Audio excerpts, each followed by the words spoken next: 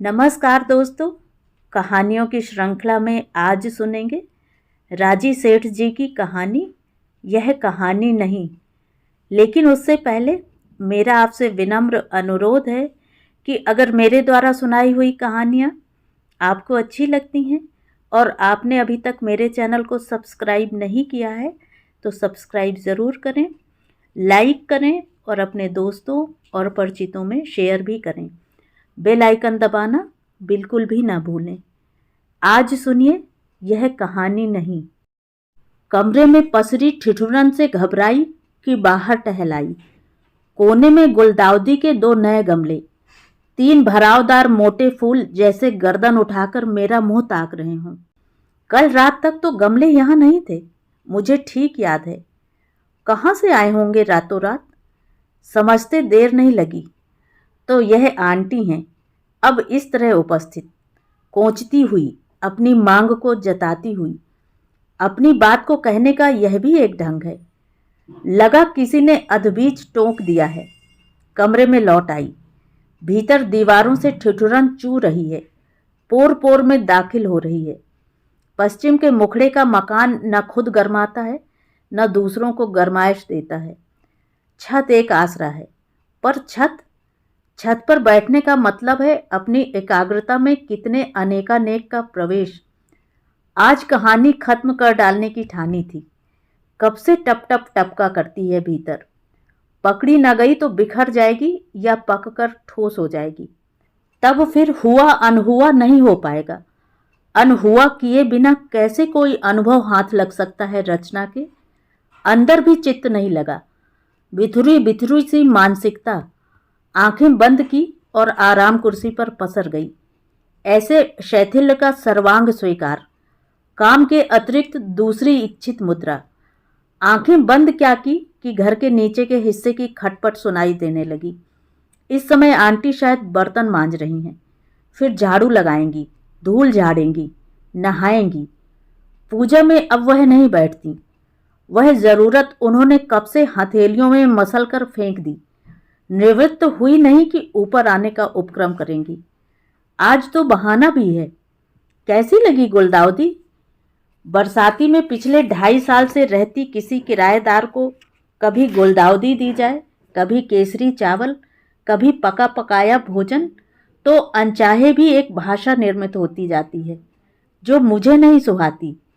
व्यवहार का उल्लंघन दुखदाई होने लगा है क्योंकि मांग करने लगा है।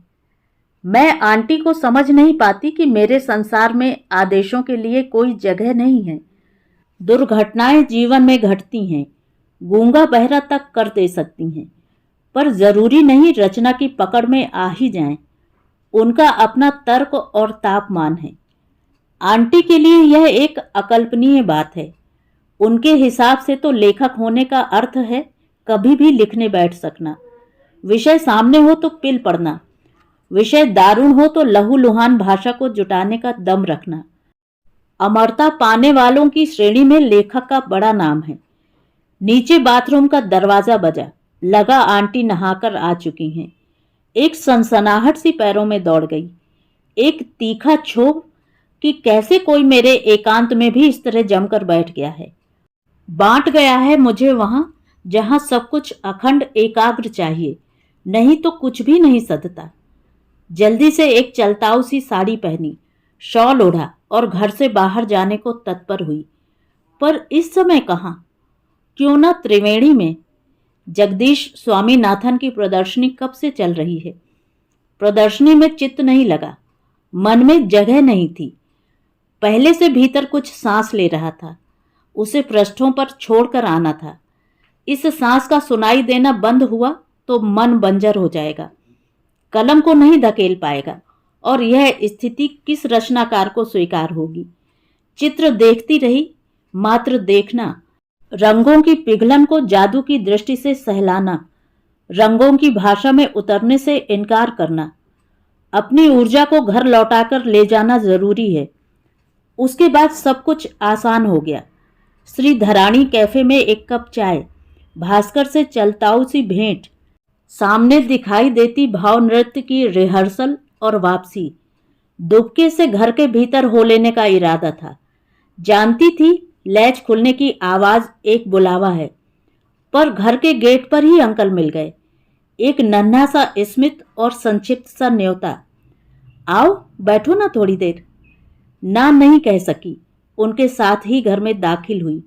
उनकी उपस्थिति के चलते एक निरापद उष्णता, जाड़े के बावजूद अंकल का माथा कितना पसीजता सा, शांत मुद्रा, आंखें अपने आकार से आधी सिकुड़ी हुई। वह किसी जमीन का सौदा करके आए थे। उन्हें आया देखकर आंटी ने उठने का उपक्रम किया तो उन्होंने टोक दिया, बैठी रहो, मैं खुद ही ले लूंगा जो मुझे लेना होगा। वह फिसफिसा गईं, खुद ही लेना होगा? कौन यहाँ बैठा है हमारी सेवा करने वाला? आगे चलते अंकल अचानक ठिठक गए। शरीर को घुमाए बिना ही मुंह घुमाकर बोले, यह भी तो अपने ही मन का भ्रम है, बनी हुई बातें हैं। असलियत तो यह है कि माँ बाप की सारी उम्र बच्चों की सेवा करते गुजरती है। जब बड़े हो जाते हैं तो अपने काम काज पर चल देते हैं। कौन घुटनों से लगकर बैठे रहते हैं कि सेवा का रोना रोया जाए। सुनकर मैं दहल गई। अंकल ने किसको समझाया था?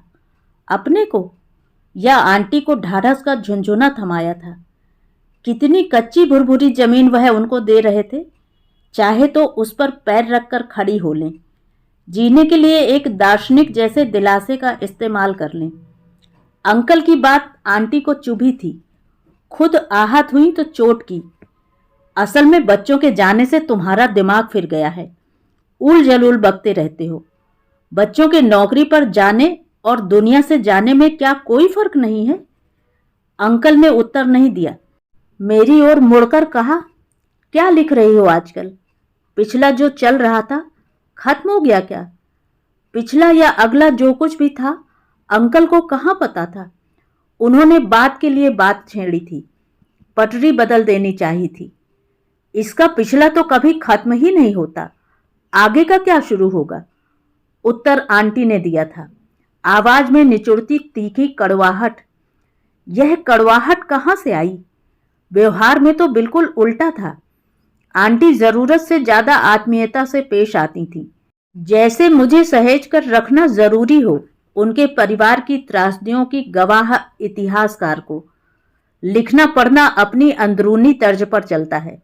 अंकल ने छोटी सी दलील दी। आंटी ने नहीं सुनी। पल्लू नाक पर रखकर फिसकते बोली, मैं जानती हूं कोई मेरा पक्ष लेने वाला नहीं। किसी और पर ऐसी गुजरी होती तो जानती। अंकल सकपका गए। गिलास में पानी उड़ेलकर आंटी के सिरहाने खड़े हो गए। लो पियो, मुंह धोकर आओ। चाय बनाते हैं फिर पीते हैं सब। मैं बनाती हूं। मैंने मुक्ति दी या ली? चाय बनाते मन में एक ही भुनभुनाहट कि क्या आंटी पर ही ऐसी गुजरी है, या उनके पास स्त्री होने की खंडनीयता का एक युगों पुराना लबादा है। चाय पान ऐसा जैसा अधोलोक में बैठे किसी औपचारिकता का समापन। खनखनाहट, बर्तनों की अदला बदली।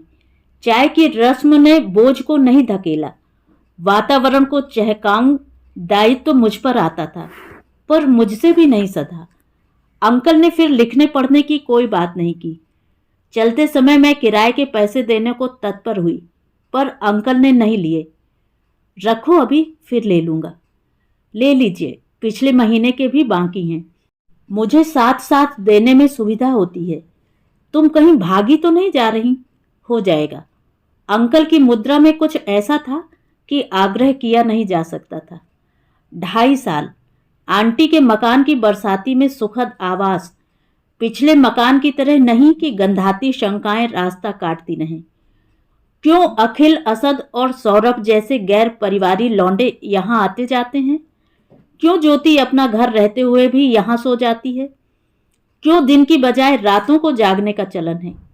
क्यों महरी को आधे दिन लौटा दिया जाता है, झाड़ने बुहारने की इजाजत नहीं मिलती? यहाँ आंटी को सब कुछ स्वीकार रहा। मेरी उखड़ी पुखड़ी दिनचर्या, निजता के नियम, अपरिभाषित रागबंध। आंटी हर स्थिति में भागीदारी की तुला पर तुल आना चाहती रहीं, चाहे चेष्टा फूहड़ ही क्यों न हो। अच्छा लगता था उनका उत्साह, उम्र की चौखट लांघ कर फुलफुलाना, जिंदगी को हथेलियों में भरे रहने के ओझ से खिलखिलाना। यह परिदृश्य एकाएक बदल गया था। लोगों की भाषा में कहूं तो भाग्य का लिखा घट गया था। ऐसा कुछ कहाँ लिखा होता है मैं नहीं जानती, पर सामने थी एक कुरूप अकाट वास्तविकता। शाम का झुटपुटा, सड़क पर दौड़ती एक मारुति, मारुति में सवार आंटी का परिवार, बेटा बहू पोता पोती। दाईं ओर से आकर मोड़ लेते सलाखों से भरे एक ट्रक से टक्कर। सलाखें मारुति के पेट में अंदर धंसती चली गई थीं। जहां लोहा छेदा जा सकता हो वहां कच्चे कोमल इंसान। चिताएं तो 2 दिन में ही ठंडी हो गई थीं, पर मृत्यु की गंध इतनी परिव्याप्त, इतनी टिकाऊ, आतंककारी। अनुपस्थिति की स्थूलता इतनी महीन, विप्लवकारी। अंदर जितने भी बांध थे सब खुल गए थे। घर के नीचे के हिस्से में चहकती दिनचर्याएं ठप हो गई थीं। बच रहे सन्नाटों और जरूरतों के बीच ठहरे हुए समय के सांवले भुतैले खेब। आंटी औसन्न बैठी रहती, पता नहीं किस किस की राह देखती। मैं पहुंच जाती तो मेरे बैठने को किसी न किसी कारण लंबाए रहती। वहां बैठे रहने का अर्थ था घायल होना, अपने को भीतर तक दे देना। उतना दिए बिना तो किसी के घाव पर फाहा तक नहीं लगता। फिर किसी एक दिन कई श्रेणियों वाले हिमालय जैसे दुख के नीचे पिचकती बचती आंटी कुछ होश में आई तो अचानक ही मेरे कमरे में टहल आईं। उनकी मुद्रा में एक तड़फड़ाती क्षिप्रता। जल्दी जल्दी पलक झपकाते वह खुद ही दूसरी कुर्सी खींचकर मेरे निकट दुबक कर बैठ गई थी। सुनो, तुमसे एक बात कहनी थी। जब से ध्यान में आई मन में चैन सी पड़ गई। फिर जो कुछ भी उन्होंने कहा था कितनी अजीब तरह से मार्मिक लगा था। कहते कहते उनका चेहरा थरथरा जाता रहा, जैसे जान ही न पा रही हूं कि हंसें या रोएं। चाह रही थी आंटी मुझसे एक कलम खोर से, अब आगे जब भी मैं कुछ लिखूं उनके बच्चों के बारे में लिखूं। ऐसी दारुणता के नीचे पिस जाने वालों को शब्दों का अर्थ देकर आभूषित करूं। जिंदगी के न्याय ने तो उन अभागों को कुछ नहीं दिया, तुम ही कुछ करो। तुम्हें भी क्या पूरी पूरी रात उनकी चीखें सुनाई नहीं देती? उनका चेहरा मटमैला होने लगा था, एक अवरुद्ध सांस जितनी छोटी सी घिग्गी। उन्होंने पूरा मुंह खोलकर ढेर सारी हवा भीतर भरी थी। जानती हूं तुम भी इतनी हृदयहीन नहीं हो। दुनिया जहान की झूठी सच्ची बातें लिखती रहती हो, इतना भी नहीं करोगी। कराहती सी उत्तेजना से उन्होंने मेरे हाथ थाम लिए थे। मेरे हाथ कांपे थे पर बोल नहीं फूटे थे। उनके हाथों को मैंने अपनी हथेलियों में पूरा भर लिया था। वह छलछला आई थी। अपनी आंखें उन्होंने मुझ पर गाड़ दी थी। आंखें क्या थी, कीचड़ के नन्हे नन्हे कूप। वह उठते उठते बोली, सोचो जरा, यह जहां तुम रह रही हो यह सब कुछ भी तो उन्हीं का था। तुम पर भी तो उनका कुछ ऋण है। मैं हिल गई थी। मन प्राण को आसरा दे सके ऐसे शब्दों को मैं टटोलती रह गई थी। अंततः मैंने अपनी देह से काम लिया था, उन्हें अपने साथ सटा लिया था। जैसा आप चाहेंगी वैसा ही होगा, ऐसा कुछ कहना मेरे कंधे से सटे सटे उन्होंने जरूर सुना होगा। सब सुन लिया था, कुछ भी असंभव नहीं लगा था।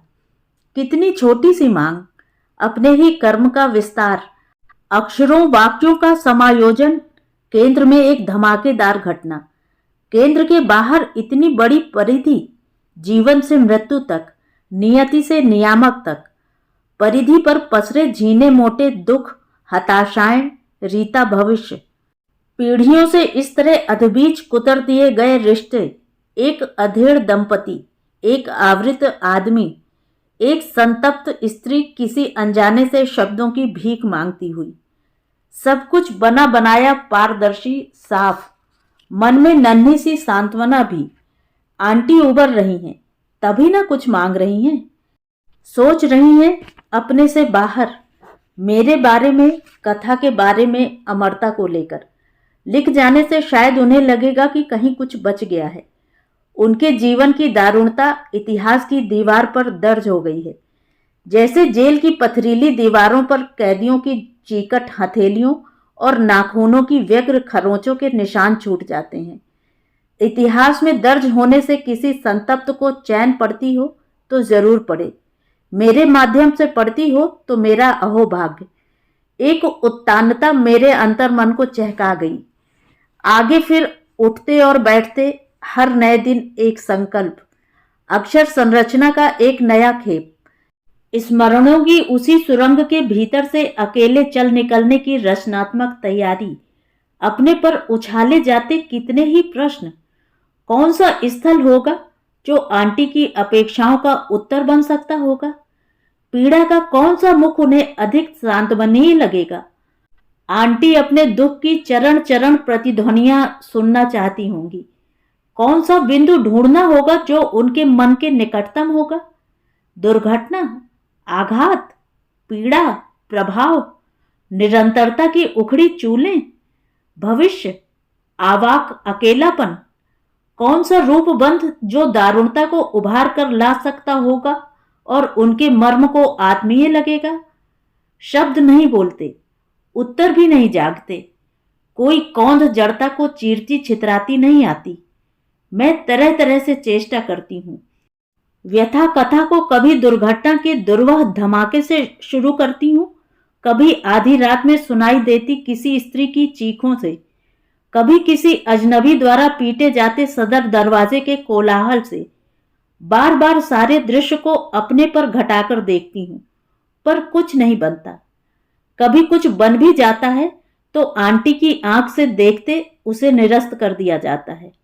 मैं अपने को फिर प्रश्नाहत करती हूँ, क्या ऐसा है कि मैं स्थिति को नहीं लिखती, आंटी की अपेक्षा को संबोधित करती हूँ। ढूंढती हूँ करुण दर्दीले सोख्ता से शब्द कि लगे आंटी के सिर पर संसार की सबसे बड़ी चट्टान आन गिरी है, और चट्टान के नाम पर चट्टान तो एक ही है मेरे हाथ में, नश्वरता, मरने का, मिटने का पिटा पिटाया नियम। वही एक तर्क, जो जन्मा है वह मरेगा ही।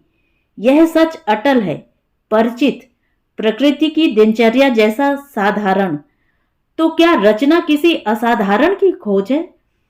असाधारण ही चाहिए तो वह भी सामने परोसा रखा है। ऐसा कुछ हुआ कि पल भर में सृष्टि का क्रम ही उलट गया। जो कच्चे थे, कोमल थे, ताजा तर थे, झर गए। जो पके हैं, प्रौढ़ हैं, अग्रज हैं, बचे रह गए। माँ बाप के कंधों पर बच्चों की अर्थियां, बाद की पीढ़ी पहली पर लदी हुई। आंटी के विलाप के चिथड़े कानों की लवों को फटकारने लगते हैं। दालान, चार कतारबद्ध लाशें, हुकें, चीखें, पछाड़ खाती आंटी के प्रलाप में दोहराया जाता वही एक अश्मित हिस्सा। यह कहाँ का न्याय है बचवा? अब हम यह भी करें, अग्नि दें, तुम सबको फूंक कर आए। जो कुछ तुम लोगों को करना था वह तुम हमसे करवा रहे हो।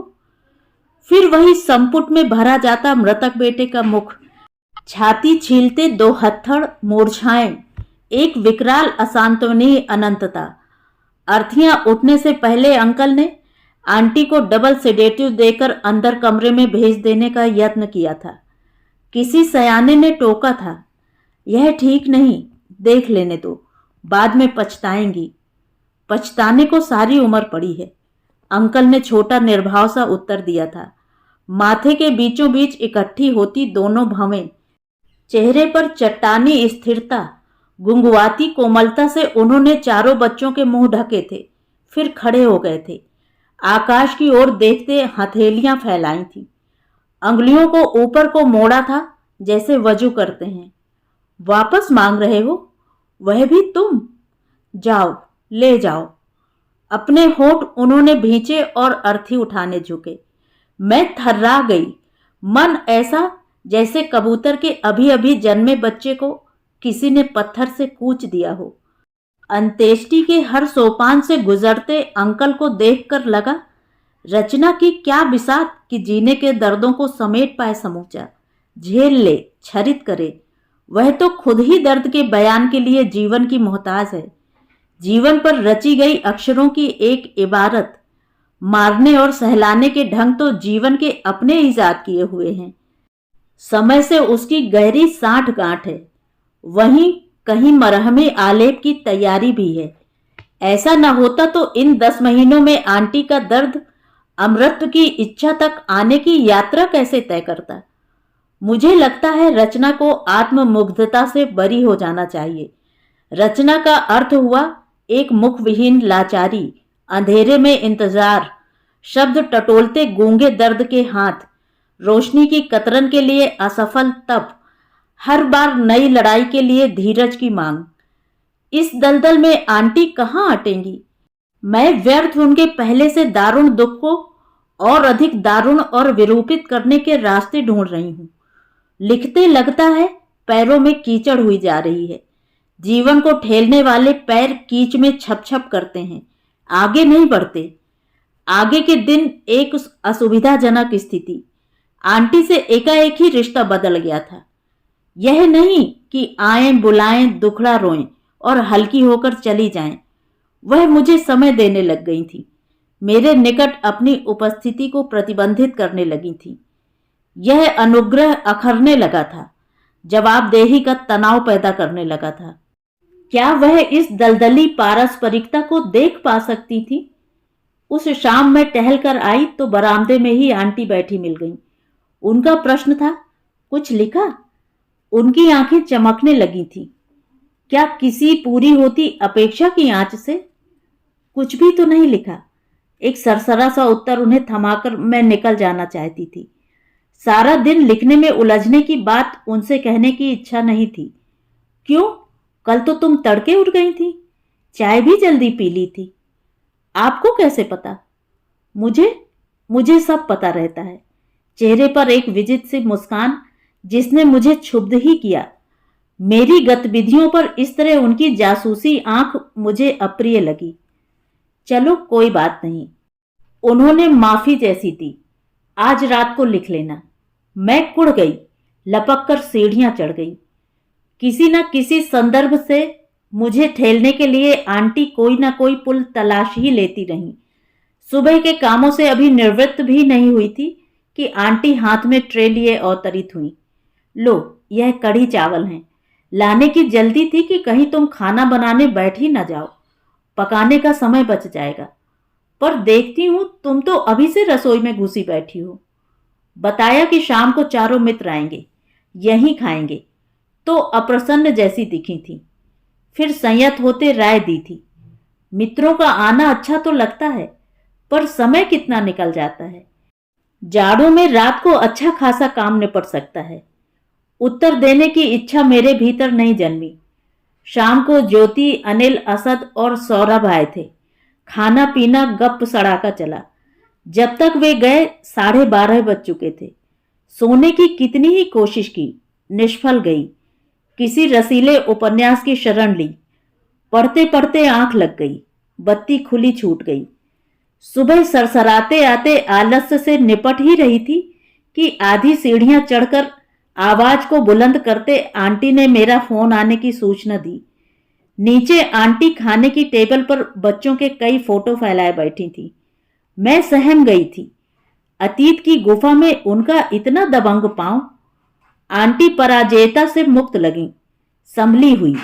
2 फोटो उन्होंने निकालकर मुझे दूर से दिखाए। यह दोनों तुम्हारे कमरे के लिए, आज फ्रेम करवाऊंगी। क्यों, मुंह से निकलता निकलता बच गया था। सामने देखती रहोगी तो नैन नक्श खींचने में आसानी रहेगी। वैसे भी तुमने कमरा बड़ा सोना और बदरंग जैसा कर रखा है। सिर पीट लेने की इच्छा हुई। यह अज्ञानता है या अधीरता। ऐसी निरीह आक्रांता के समक्ष हथियार डाल देने के सिवा रास्ता क्या है। कितनी तो चीजें मेरे कमरे में सजी हैं। मैंने उन्हें याद दिलाया। शरद की कविता का चित्रांकन जो ऐन मेरी मेज के ऊपर लगा था। दाईं दीवार पर दांते का एक अलभ्य प्रिंट और टैगोर का बस्ट। इसका मतलब है तुम्हें नहीं चाहिए। वह बुझ गई। इसका कोई मतलब नहीं, आप जो चाहें करवा लीजिए। फोन पर भैया थे। मद्रास से सब लोगों के लौट आने की सूचना दी थी। व्यस्त ना हूं तो मिल जाऊं, उन्होंने कहा था। चाय नाश्ते के लिए फिर आंटी का आग्रह। मैंने रुकने से इनकार ही किया। काम की जल्दी होगी, उन्होंने इनकार का यह अर्थ लगाया। मैं भीतर से चिढ़ गई। बैठ गई। अच्छा है अपनी आंखों से देख लें कि समय का मैं क्या उपयोग कर रही हूं। चाय के साथ चिवड़ा और टोस्ट, पकौड़ों का प्रस्ताव। नहीं आंटी, मुझे सिर्फ एक कप चाय चाहिए। चाय का कप, फिर चुटकी से नमक की तरह बुरक दिया गया वही प्रसंग। कल सारी रात तुम्हारी बत्ती जलती रही थी। इतना काम नहीं करना चाहिए, सेहत खराब हो जाएगी। जानती हूं सेहत की चिंता खोखली है। असल बात सारी रात काम करने और फल का जायजा लेने की है।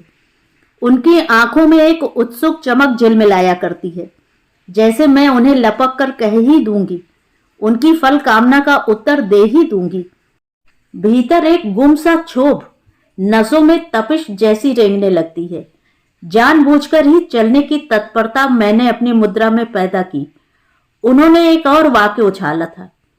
यह भी एक संयोग है कि हम इतना पास पास रहते हैं, एक दूसरे को इतना देखते सुनते रहते हैं। आसान नहीं हो जाता लिखना। नहीं, कोई जरूरी नहीं। उनके चेहरे पर एक अचंभा जैसा लिख गया था, पर आगे और पूछकर उन्होंने किसी संदिग्ध जगह पर पैर रखना ठीक नहीं समझा होगा। शायद अचेत ही ऐसा रहा होगा। फिर अचेत ही उनकी गति दर्दीले क्षेत्रों की ओर चल निकली थी। मैं उस पगडंडी को सामने बैठे देख पाई थी। वही लहूलुहान स्मृतियां, अनुपस्थिति की दाह, भौचक्का भविष्य। मुंह पर पल्लू रखकर वह सुबकने लगी थी। देखते ही देखते उनका चेहरा पिघलने लगा था। छलछल दृष्टि, बाल रंगना छोड़ देने से सिर पर कच्चे नारंगी रंग की लटें उलझी हुई थी। इतने आवेगों के बीच कटी पिटी वह मुझे बेहद दयनीय लगी थी। मैंने संकल्प की रस्सी से फिर से अपने को कसा। लिखने बैठती हूँ, उठ जाती हूँ, टहलती हूँ, खाती हूँ, सो जाती हूँ, पन्ने फाड़ती हूँ, नया पन्ना लगाती हूँ। काले की जगह नीला, नीले की जगह हरा, हरे की जगह लाल पेन उठाती हूँ। कुछ नहीं फलता। कितने ही आरंभ, मध्य और अंत सिसकते हुए, डस्टबिन के हवाले होते हुए।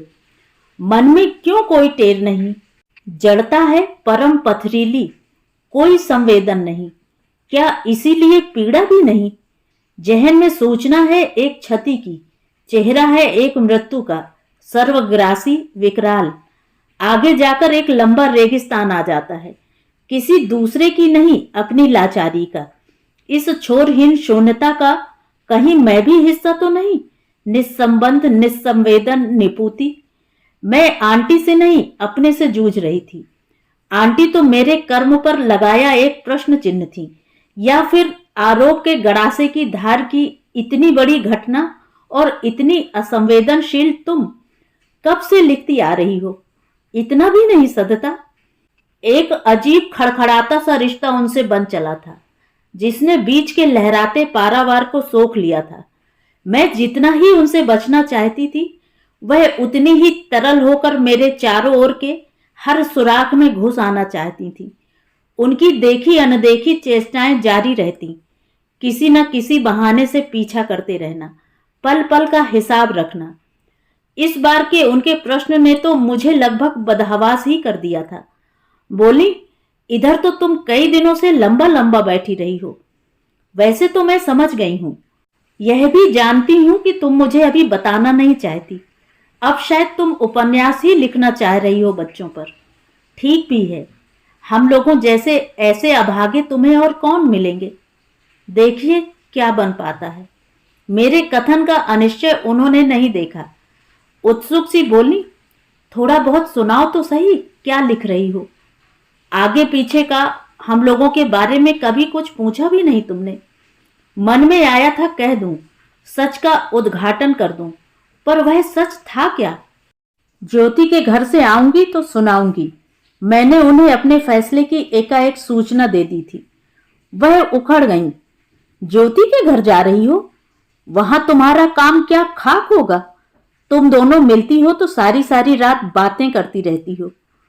करना होगा तो हो जाएगा, मैंने उन्हें तसल्ली दी थी। सूचना भी दी थी कि 2-1 दिन ज्योति के घर रहकर मैं भैया के घर जाऊंगी। थोड़े दिन रहूंगी। क्या आप अखबार वाले को मना कर देंगी कि 3 सप्ताह तक अखबार ना डाले। इतना लंबा। फिर उन्होंने सकारात्मक सिर हिलाया और चलने को तत्पर हुई। कुछ कहने के लिए ही मैंने उनसे कहा था, अपना ध्यान रखिएगा। कहना गलत हो गया। उनके चेहरे पर दर्द खिंचाया था। जान रही थी जाना पलायन है, अपराध भाव की आत्मा साक्षात्कार की जकड़ीली कारागार। जो कैद आंटी की दी हुई थी उससे बचना आसान था। जगह भर बदल देने से बचा जा सकता था, पर अपने सामने वहां तो सभी गवाक्ष खुले थे, सब कुछ रोशनी से भरा हुआ स्पष्ट, फिर भी कोई आरंभ नहीं। मैं सिर झुकाए खड़ी थी, लाचार, एक मांग की बंदनी। 20 दिन तो जरूर बीते होंगे। भैया के घर आंटी का फोन आया था कि मैं जो कुछ भी कर रही हूं छोड़कर वापस चली आऊं, घर में कुछ जरूरी काम है। उनके स्वर की उपालंब विहीन आत्मीयता मुझे भिगो गई, भीतर से निरापद सा कर गई। काम था एक स्कूल खोलने की उनकी योजना का छोटा सा उद्घाटन। बच्चों की बरसी पर अंकल शिलान्यास जैसी कुछ छोटी सी रस्म कर देना चाहते थे, और अब तो मंत्री जी से तिथि भी मिल गई थी। जानती हो, दोनों चीजों में जोड़ बिठाने में दम ही निकल गया। सब कुछ कितना जल्दी जल्दी करना पड़ा। आंटी ने खुलासा किया था, किसी मालदार खां साहब की बहुत बड़ी बिकाऊ हवेली को अंकल ने खरीद लिया था और उसमें बच्चों का स्कूल खोल देने का निर्णय लिया था। मैंने देखा, फिलहाल तो बाग बगीचे, बाहर का मैदान, बड़े गोलाकार दालान और आउट हाउस, सब कुछ वैसे का वैसा ही खड़ा था। सिर्फ बीच के बड़े हॉल से जुड़े कमरों के बीच की दीवारें तोड़वा दी गई हैं और उसे खूब बड़े कक्ष में तब्दील कर दिया गया है। स्कूल के नक्शे के मुताबिक बाद में यही लाइब्रेरी हॉल रहेगा, देवेन ने बताया था। देवेन अंकल का 26 वर्षीय भांजा है। कैसे ऐसे इतने चुपचाप अंकल ने इतना कुछ व्यवस्थित कर लिया? ऐसा कोई संकल्प उनके मन में अरसे से रहा होगा। क्यों कभी आज तक अंकल पर ध्यान नहीं गया? वह भी तो इन त्रासदियों के इतने ही संतप्त हिस्सेदार हैं। शायद वह अपने को बचा लेने में पूरी तरह माहिर हैं। अचानक मिल जाएं तो चेहरे पर एक अधखिली सी मुस्कान जड़ लेते हैं, जिसके चलते सामने वाला वहीं का वहीं रुक जाता है, पीड़ित प्रदेशों में पैर नहीं रखता। कौन जाने यह मुस्कान निजी प्रदेशों में प्रवेश की निषेधाज्ञा है या नियति ने जो दिया उसकी खुली अवमानना। आंटी से मिली तो लगा भीतर से ओत-प्रोत हैं, पिछले प्रसंग को भूली हुई, संभली सी। तनाव शांत हुआ था, जैसे परीक्षाओं के एकाएक स्थगित हो जाने पर होता है। उनका सामना करने की झिझक विलीन होती लगी थी। दोनों को बीच में कोई दूसरी वस्तु धरी मिल गई हो जैसे। मुझे देखते ही अंकल उत्फुल्ल हुए, कपड़े बदलने की क्रिया को स्थगित करके मेरे निकट की कुर्सी का हत्था पकड़कर खड़े हो गए थे। ठीक लगा? उन्होंने बिना किसी भूमिका के पूछा। बहुत बहुत ठीक, बहुत अच्छा। मैं अपने कथन को वजनदार बनाने की इच्छा में केवल शब्दों की आवृत्ति करती रह गई थी। अंकल ने मेरा कहना नहीं सुना। वह एकाएक किसी दूसरे अंतरिक्ष में चले गए थे। फिर सोचते से बोले, इससे अच्छा कुछ और मेरी समझ में नहीं आया। मैं ही क्यों अपनी मुट्ठी में इतना कुछ भरकर जीने के लालच में पड़ा रहूं? मुक्त क्यों ना हो लूं? क्यों ना ले लेने दूं सबको सब कुछ? अपने कथन के समर्थन में अचेत ही उन्होंने अपनी हथेलियां खोल दी थी। कुछ कहने की जरूरत है, मुझे ऐसा नहीं लगा। वैसे भी अब वह कुर्सी का हत्था छोड़कर पीठ के पीछे दोनों हाथ बांधे टहलने लग गए थे। और एक बात तुम्हें बताना चाहता हूं, विशेष, इस सारे संकल्प में तुम भी कहीं हो। तुम्हें न देखता होता तो ऐसा कुछ सोच ही न पाता। मैं आसमान से गिरी थी। हाँ, तुम मेरे इस घर में रहोगी, देखती समझती रहोगी। इतनी विद्वान तुम, शायद मुझे विदुषी कहना चाहिए था, नहीं?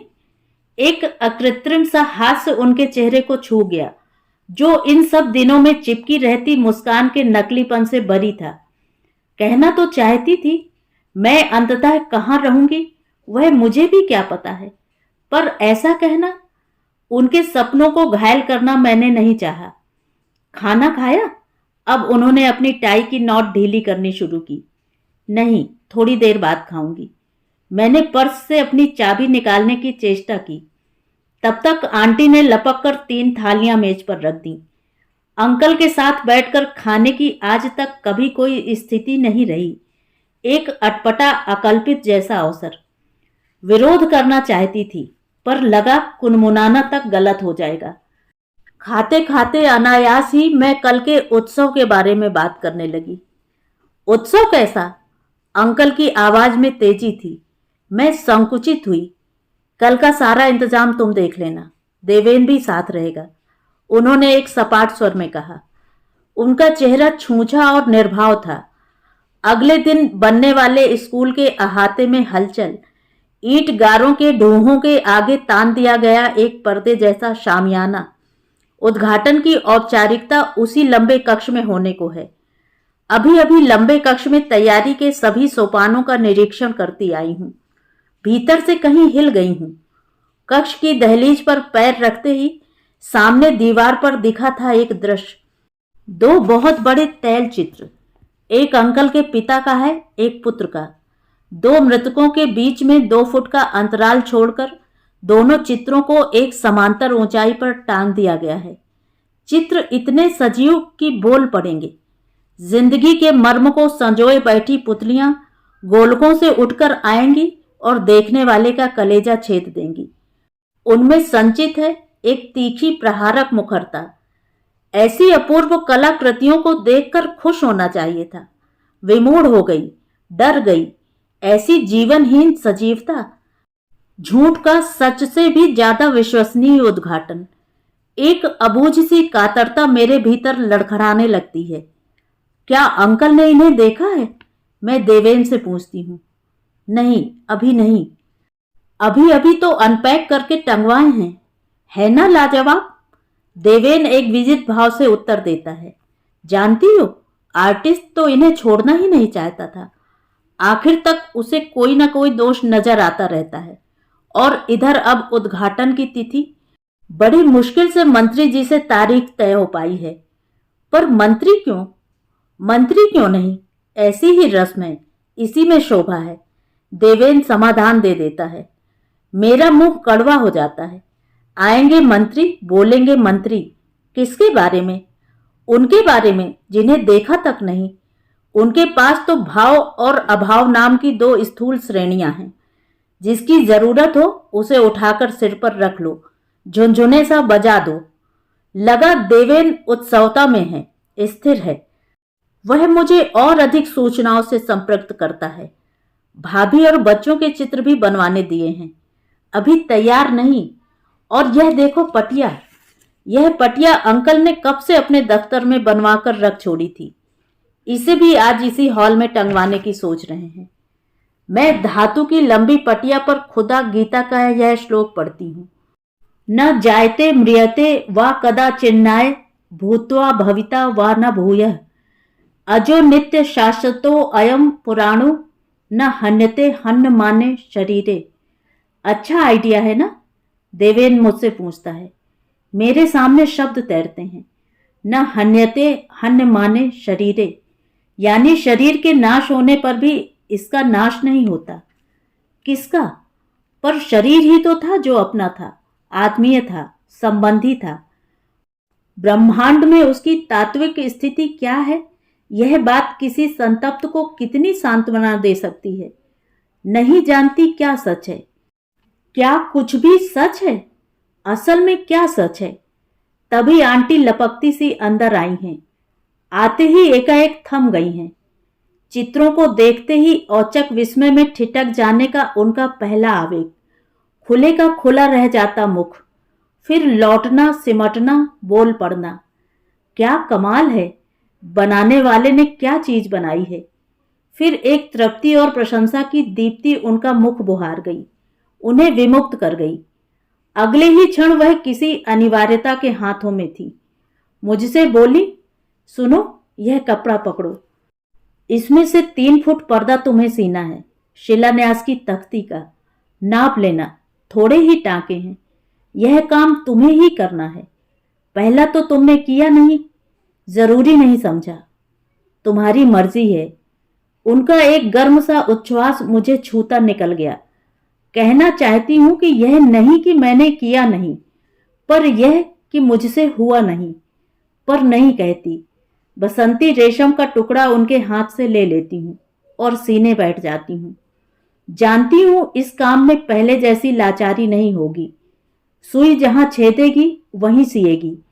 भोंकने और सिलने में एक क्रमगत निश्चयात्मक रिश्ता है, बाकी सब कुछ क्रमहीन अनिश्चित है। मृत्यु, घटना, दुर्घटना, रचना। आंटी की प्रतिक्रिया मुझे राहत से भर गई है। घाव अंकुरा चले हैं, मुझे लगा।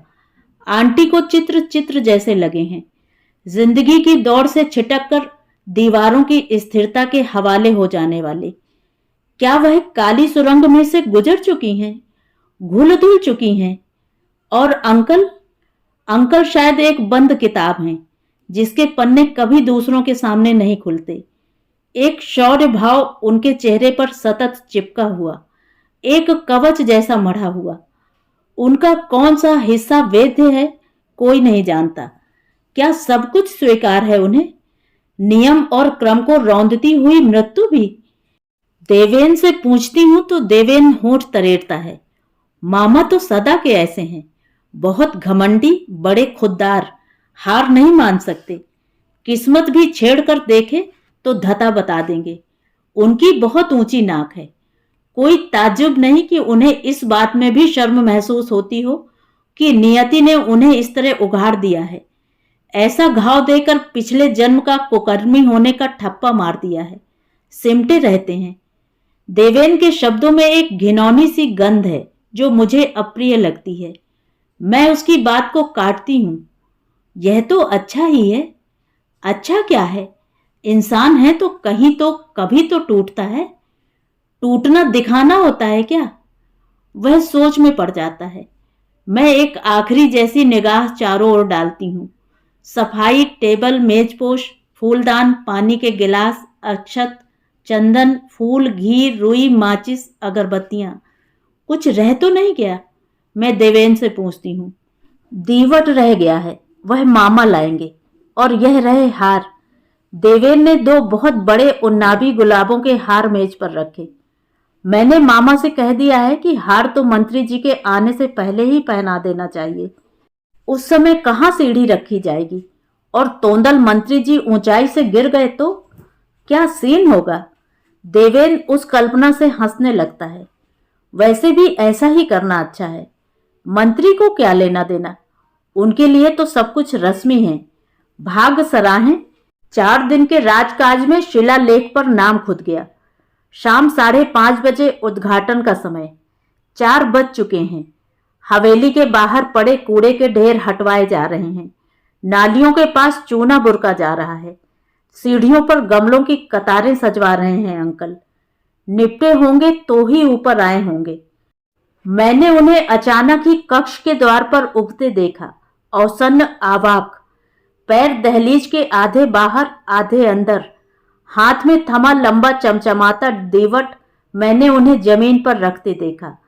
उनकी आंखें चित्रों पर गड़ी हुई थीं, बाहें झूल गई थीं। पता नहीं कब तक यूं ही खड़े रहते, भूले रहते। पीछे से दौड़ते आते किसी बच्चे की टक्कर ने उनकी मुद्रा भंग की। मुक्ति दी या छीन ली, कौन जाने। बच्चों के लिए तो सब कुछ खिलवाड़ है। अपने को ठेलते उन्होंने दीवट उठाया और चित्रों को देखते देखते मंत्र विद्य से चलते चले आए। चाल ऐसी जैसी गंगा तट की मीलों लंबी थुलथुल रेती पर सदियों से अकेले चल रहे हों। आए तो मेज पर दोनों हाथ टिकाकर नीचे की ओर सिर डाले खड़े रहे। कक्ष की हवा में टंगी एक चुप्पी। मामा, देवेन ने धीरे से आवाज लगाई। मैंने पीछे से देवेन की कमीज पकड़कर उसकी उपस्थिति वहां से वापस खींच ली। मुझे लगा यह हस्तक्षेप अवांछनीय है। उस अचानक चुप पड़ गए अंतराल में कुछ बह रहा है, कहीं न कहीं किन्हीं आत्माओं के बीच। पानी का टब लाए व्यक्ति ने आवाज से उनकी मुद्रा भंग की। देवेन, हार नहीं लाए? वह हड़बड़ाए। आ चुके हैं मामा। देवेन का उत्तर उन्होंने नहीं सुना, बस मुझसे पूछा, क्या तुम भी ऐसा सोचती हो? हार मुझे ही पहना देना चाहिए, वह भी मंत्री जी के आने से पहले। यूं देखा जाए तो मंत्री जी को क्या, एक सूखी झील उनकी आंखों में सिमट कर बैठ गई थी। उनकी आवाज की टूटन से देवेंद्र सहम गया। धीरे से बोला, मंत्री दीप प्रज्वलित कर देंगे, बस हो गया, बस हो गया। अंकल के होठों में दोहराए जाते अस्फुट स्वर, फिर फूलों की पंखुड़ियों को चुटकी में दबाना और छोड़ देना, दबाना छोड़ देना। अंकल किस निर्वाक भाषा से पकड़ में आ रहे थे। देवेंद्र ने आगे बढ़कर चित्रों के नीचे एल्युमिनियम की चौकी वाली सीढ़ी खोल दी। उन्होंने नहीं देखा, कुछ भी नहीं देखा। वह देख ही नहीं रहे थे। क्या कर रहे थे कैसे पता। एक सघन जैसी स्थिरता। अचानक ही आंटी उधर आन निकली। इस हड़बड़ाए प्रवेश से वह एकाएक संभल गए। दूर जाती पगडंडियों पर से लौट आए। खखारते आंटी से बोले, तुम बाहर का काम पूरा करवाओ, मैं अभी आता हूं। आंटी ने नहीं माना, उन्हीं की बगल में आकर खड़ी हो गई। क्यों, मैं तुम सबके बीच क्या खड़ी नहीं हो सकती? उन्होंने एक घायल निगाह पत्नी पर फेंकी, फिर कड़वाहट से बोले, कौन यहां लड्डू बट रहे हैं? वह हमेशा की तरह झट आहत हुई, फिसफिसाने को हो आई। लड्डू क्या बटेंगे अब, इस जन्म में तो कभी नहीं। मैं उन्हें कंधों से घेर कर बाहर ले गई, काम में उलझाने की व्यस्तता में पड़ गई। शिलान्यास की पटिया के दोनों ओर कीलें लग चुकी थी। पर्दा थमाया, लगाने में उलझाया। लौटी तो सामने था एक थमा हुआ चित्र। आंटी की इस छोटी सी अनुपस्थिति में अंकल सीढ़ी पर चढ़कर दोनों चित्रों पर मालाएं चढ़ा चुके थे और खुद अब उनका माथा उन दो चित्रों के बीच के कोरे अंतराल पर टिका हुआ था। एक बांह पिता के, दूसरी पुत्र के चित्र पर फैली हुई। पीछे से दिखाई देती उनकी पीठ हिल रही थी, बेतहाशा बेहिसाब। दृश्य थमा हुआ था। क्रॉस। स्मृति ने चट इतिहास के झोले में हाथ डाल दिया, स्तब्ध कर दिया। कैसे आगे और पीछे की दोनों पीढ़ियों ने उन्हें सलीब पर टांग दिया है, निर्वासित कर दिया है। दोनों बाहें काटकर जिंदगी के दर्दों के बीच उन्हें अकेला करके फेंक दिया है। और तो और पनपने को प्रतिबद्ध तीसरी पीढ़ी भी इस साजिश में शामिल है। एक बंजर भविष्य की सौगात देकर गई है। यह तो अंकल का जीवट है कि नियति के आदेशों को वह अपनी सज्जित मुस्कानों से परे ठेल रहे हैं। स्कूल का निर्माण करवा रहे हैं। कितने ही बच्चों के भविष्य को सम्मान से जीने की जमीन दे रहे हैं। खोकर भी दे रहे हैं अंकल। दुख की आत्यंतिकता उनके पुरुषार्थ की भट्टी में पिघलकर सार्वजनिक हो जाना चाहती है। बाहर उठता सा शोर, बढ़ती आती पदचापें, आवाजें, एक घबराहट मेरे भीतर सघन होने लगती है। जरा ही देर में परिदृश्य बदल जाएगा। लोग जमा हो जाएंगे, अंकल के परिचित मित्र, संबंधी, सहकर्मी। अब डैश पर लगी इन कुर्सियों में से बीच की किसी कुर्सी पर अंकल को स्थापित हो जाना होगा। फिर बयानबाजी शुरू होगी। बीती बातों को दोहराया जाएगा, खुरंड खुरचे जाएंगे। फिर स्थिति और नियति की मार से बिलबिलाते किसी एक अभागे की तरह उन्हें आभूषित किया जाएगा। अपनी गठरियों में जितनी दया और करुणा भरकर लाए हैं लोग, उन्हें उन पर ठुरका दिया जाएगा। कैसे सह पाएंगे अंकल? कितना लज्जित होंगे। उन्होंने अपना आवरण अपनी पत्नी तक के सामने नहीं खोला। उन जैसे व्यक्ति का इस तरह सरेआम अभिषेक, एक निजी दुख का इतना भीभत्स समाहार। मैं उद्विग्न हूं, यहां से भाग जाना चाहती हूं। उस परिदृश्य में हिस्सा लेना नहीं चाहती। मैं अपने भीतर आरक्षित रखना चाहती हूं अंकल की आंतरिकता। मेरे भीतर झरझर झर कुछ झर रहा है, मुखर होना चाहता है, कहना चाहता है इस सारे आडंबर के विरुद्ध उस अकेले सिपाही की गाथा जो नियति की विराट विमुखता के सम्मुख खड़ा है, अकेला, साबुत, जिंदगी को अपना सब कुछ दे देने को उत्सुक, इतना प्रस्तुत। मामा, मामा नीचे आइए, लोग आने लगे हैं। नीचे तो आइए ना मामा। देवेन रुआंसा हुआ जा रहा है। क्या देवेन की ऐसी आवाज से इतना तीव्रतर हो गया अंकल का रोना, सिसकना, हिचकियां लेना? अब एकाएक एक तेज गूंजती हुई हूक उन्होंने कंधे सिकोड़कर अपने शरीर में दबोची, फिर सामने मुंह घुमाए बिना ही नीचे की सीढ़ी पर दायां पैर रखा, फिर अगली नीची पर बायां, फिर दायां। देवेन जानता है, मैं जानती हूं कि अंकल नहीं चाहते आंसुओं से तरबतर उनका ऐसा चेहरा कोई देखे। देखना ही हो तो सामने से देखे, जहां स्कूल है, समारोह है, निर्माण है। तो ये थी कहानी। कहानी आपको कैसी लगी कमेंट करके ज़रूर बताएं।